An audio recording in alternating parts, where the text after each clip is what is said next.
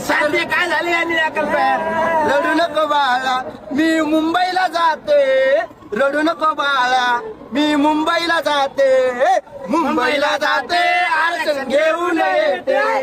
मुंबईला जाते आरक्षण घेऊन येते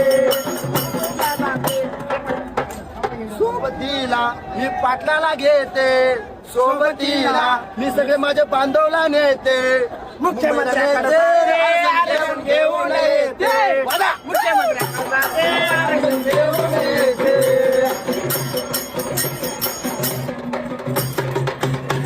आपल्या चांगले त्या मुख्यमंत्र्याला सांगा बाई काय सांगा आरक्षण देत नसतं माझ्या भाड्या तर त्याला म्हणा तुझा बायकोचा पहिले पदर सांभाळ नंतर मग आम्हाला आरक्षण दे बापरे पदर पण घ्यायला आरक्षण पण द्यायला अमृताबाई तुम्ही पहिले पदर घ्या महाराष्ट्राची संस्कृती जपा